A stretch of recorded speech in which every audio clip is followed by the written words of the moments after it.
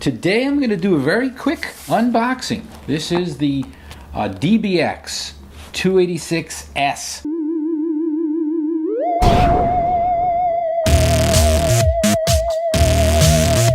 It's a mic, preamp, and processor. It comes in a big box, much bigger than I thought, to be honest with you.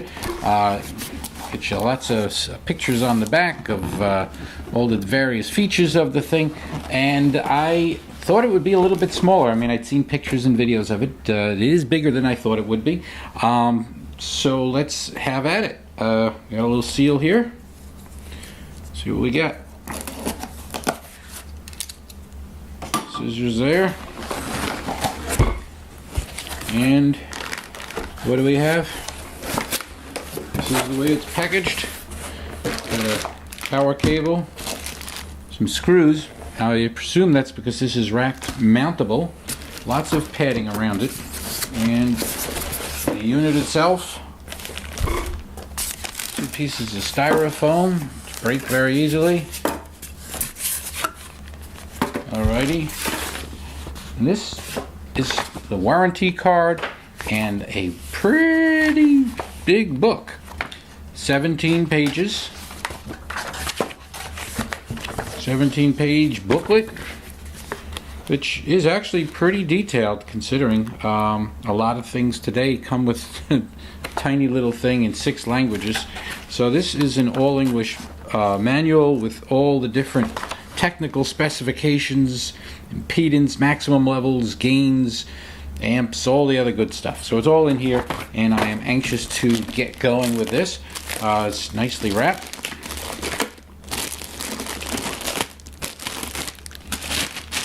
So step 1, get the darn thing out of the wrap.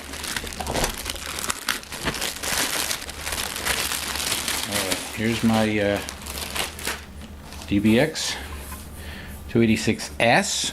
By the way, just for the purposes of getting the video out quick as I can, I'm doing my audio at the moment using my Zoom H4n, going directly to an attenuated cable onto a Canon 70D with the volume at a relatively low level.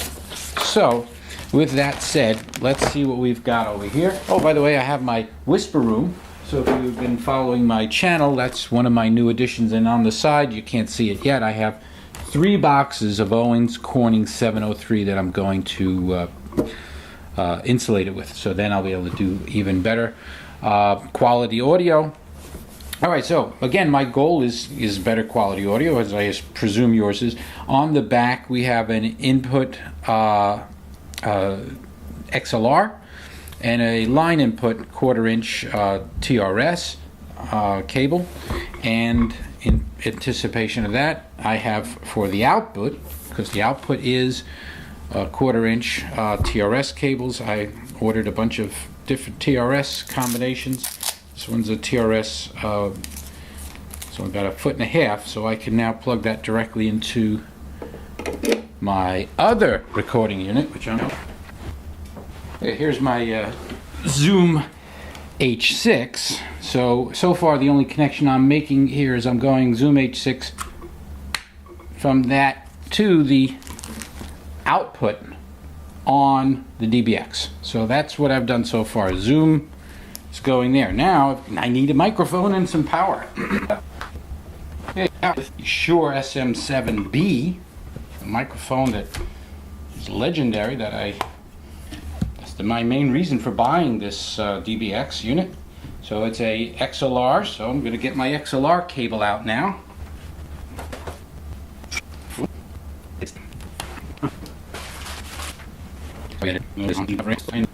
So what I'm going to do right now, I'm going to take the input over here, and I'm going straight into the input on the dbx 286, which leaves me with theoretically...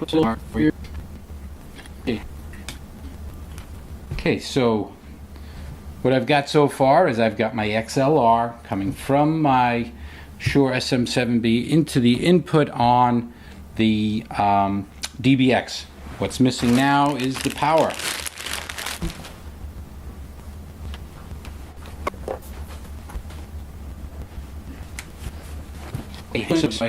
powered up. I'm going to turn it around so I can see the settings as I play with them. And I will make future videos where I show both sides, but I just want to get this thing out of the box and see what it's like. One thing I can tell you right up front, I'm using a short cable right now, and I probably should have used a longer one, but that's neither here nor there. It would give me a little more elbow room. The unit is powered on. I could see that already. I'm going to put the Zoom power on, and I have, well, I've got a bunch of different headsets. I'm going to use a really high-end Bose headset so I can listen to this thing. Okay, first reaction. I'm not getting, oh, I am getting a signal. First reaction also. Hey, don't forget to take your headset and plug it into, there we go. Now I'm talking through my Zoom. All right, so here's where we stand. Okay, as long as I got it right sometime, right? Okay, so here's where I am. I am currently going into my Zoom H6. I'm still recording the audio up to this point from my Zoom H4n. And the big issue here is now, I'm now cranking my Shure SM7B into the, there. Now I just started recording with the Zoom H6.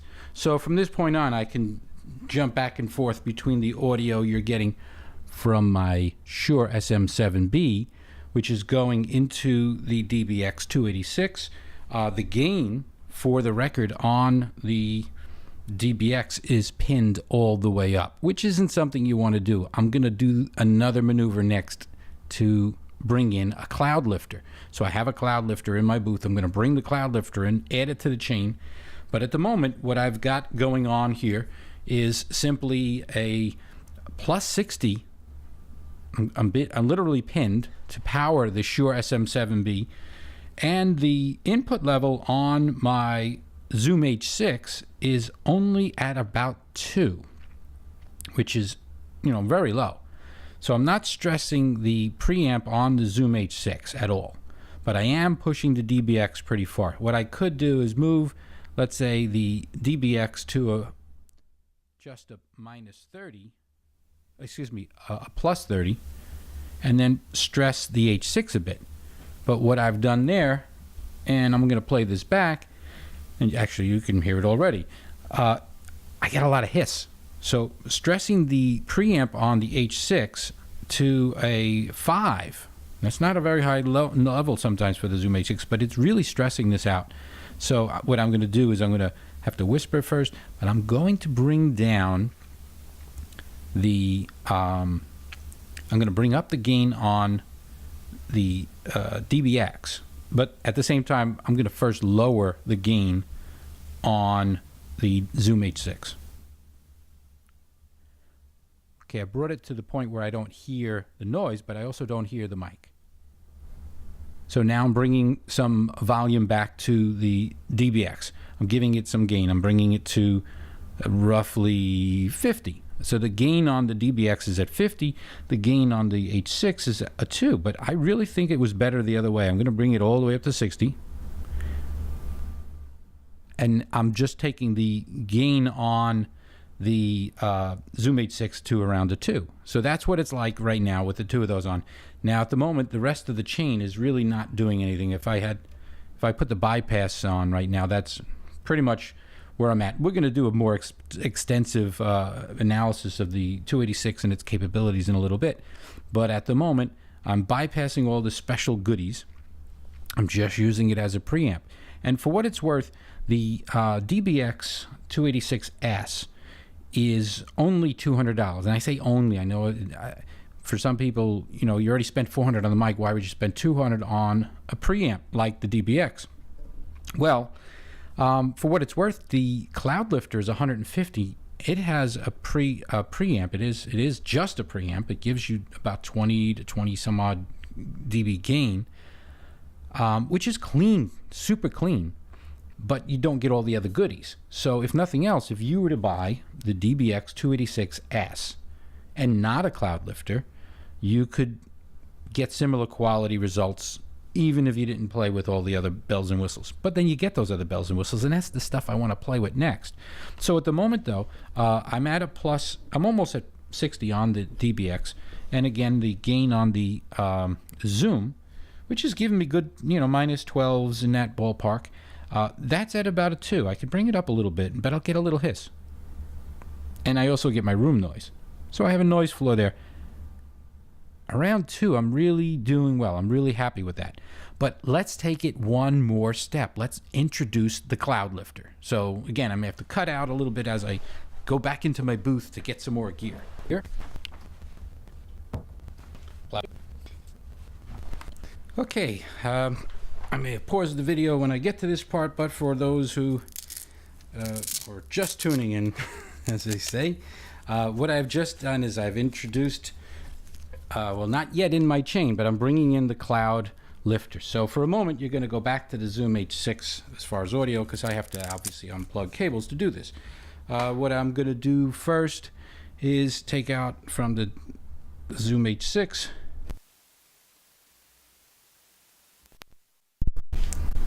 Okay, whoa. Really whoa. I just added the Cloudlifter. The gain is still up.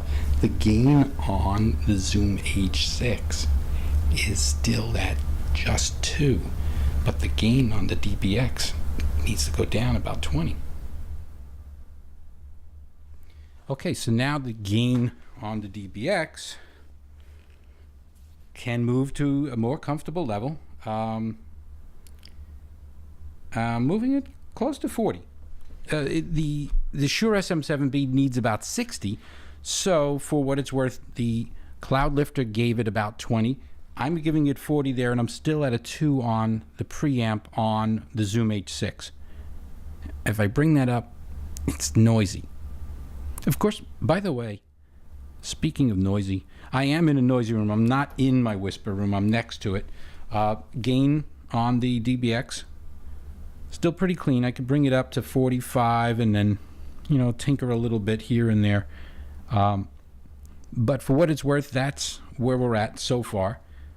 Now the issue is also, hey, is this better than just using it by itself and stressing this at a 60 and keeping that at a 2? To be honest with you, I really don't notice a big difference. Again, this could be reason enough for some people to go with just the dbx and not bother with the Cloudlifter and to spend an extra $40 and go from the 150 to the 159 or 149 or whatever that costs to the 199 that the dbx costs, and then you get all these other things that you get to play with on top of that. But for what it's worth, it's always nice to have a little extra room. And that's the reason I'm going to keep both. I like the idea that what I could do is I could bring this up a little more. I've got a little more power there, and I can decide to dial back if I want the power going into my H6. These are all it's just nice to have options. I could see from time to time, because I'm not really playing with the volumes, I am clipping from time to time, or at least there's something that's not necessarily as clear in my headset. That'll come out when I sync up all this audio a little later.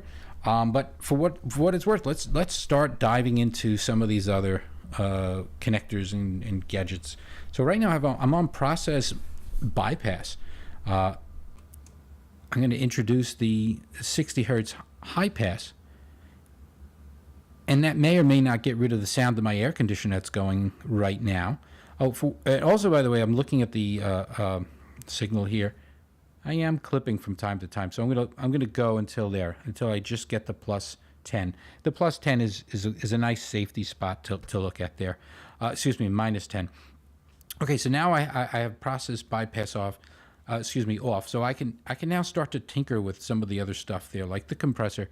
If I want, I can bring that in, and I could give it a little density. I'm not gonna muddy up this chain too much, but I could get there if I want to. I mean, I could sit there and I'll figure out what levels work for me. And again, if this is the unboxing video, so I haven't really found my sweet spots on any of this yet, but I will do a follow-up as soon as I kind of figure out what part of this chain works best, at least for me, in this particular microphone, Cloudlifter, Zoom H6 configuration, etc. My output, by the way, is still at 0. That means I'm neither adding or gaining on that, so I'm at essentially line level. The de-esser, something I've never had before. From what I understand, the typical male, you want to put that around 4K. And I could give it a little ratio there and see what happens if I say something like that, like Sally sold seashells by the shore. If I turn that off, Sally sold seashells by the shore. Sally sold seashells by the shore. Bringing it back up. Sally sold seashells by the shore. I think that does actually, do a nice job, and I don't need to do it in post. Now we have our enhancers. Never used one before, so let's see what that could do for us. They're off. I'm going to just do nothing but a little bit of low and mid frequency, just to see what they do. I just moved the low frequency to a 3. This would be the extreme if I bring it all the way up. And there's no way in hell anybody would want to do that, at least not for a human voice. So this is a 5, and there's a 3. And of course, this is off. I have no low frequency here. But, let's give myself a little bit of charm, a little bit of a suave, so to speak. I moved it up to a 3, a little bit around 3. Next, there's the high frequency. And just to play with extremes again, this is off. And now it's on. Hey, I sound almost like I'm on helium. That's what it's like all the way up. And of course, again, you dial up to what works best for your own voice, your own sound. I'm just going to keep it around a 2, just to have it on. And again, this is what it's like when it's off. And there we are. So now let's play with that. Now we have our expander and our gate. Now this should be pretty interesting because I'm in a room that's right next to a room where my air conditioner for the whole house is on. And I'm going to tune up the gate to try to find the sound of my air conditioner. And I'm going to give it a 2-to-1 ratio. And now, basically, I don't know about you, but I don't hear my air conditioner in my own headset anymore. Of course, it is on. It's still on. It's been on. My threshold is somewhere around negative 30-ish. My compression's 2-to-1. Of course, every time you're talking, the gate opens. And whenever it hears sounds around that threshold at negative 30, it should be putting out nothing. So the sound of my air conditioner theoretically is gone. And I can, of course, tinker with that. Find that sweet spot so it's not destroying the sound of my voice for the purposes of the silence. But if I dial it up entirely, well, now it's going to, I don't know. I mean, what do you think? It's definitely quiet when I don't say anything, but it's not natural when I'm at the ends of each word. So bringing it around negative 30, I think that's not too bad. If I bring it in just a little bit more and maybe change the ratio just slightly. This is too much. I'm getting that room hiss back, but maybe I just keep dialing it until I'm happy with the sound.